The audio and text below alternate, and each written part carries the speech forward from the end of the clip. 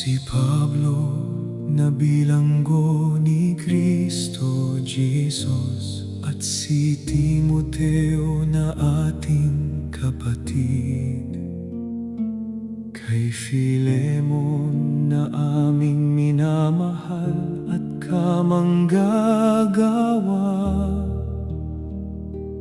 at sa iglesia sa iyong bahay. Sumainyo nawa ang biyaya at kapayapaan mula sa Diyos na ating Ama at sa Panginoong Jesucristo.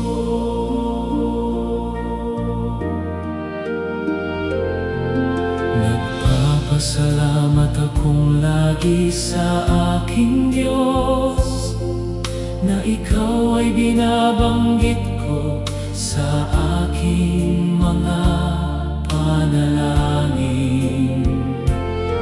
Sa pagkabalita ko ng iyong pag-ibig at ng pananampalataya mo sa Panginoong Jesus, at sa lahat ng mga banal, sa pagkabalita ko ng iyong pag-ibig at ng pananampalataya mo sa Panginoong Jesus, at sa lahat ng mga banal, upang ang pagkikaisa ng iyong pananampalataya ay maging mabisa sa pagkaalam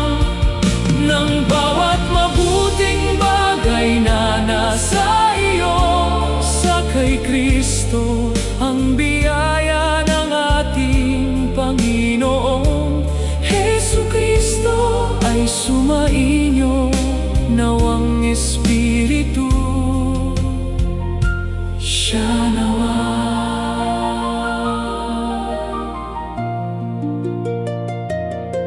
Sapagkat ako'y totoong nagalak at naaliw sa iyong pag-ibig,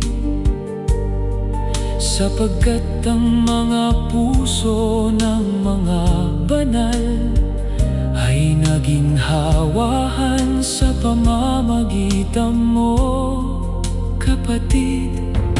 Gayon may alang-alang sa pag-ibig ay bagkus akong namamanhik. Kung sa bagay akong si Pablo ay matanda na, at ngayon na may bilanggo ni Kristo Jesus, sa pagkabalita ko ng iyong pag-ibig at ng pananampalataya mo sa Panginoong Jesus, at sa lahat ng mga banal, upang ang pakikipagkaisa ng iyong pananampalataya ay maging mabisa sa pagkaalam ng bawat mabuting bagay na nasa iyo. Sa kay Kristo ang biyaya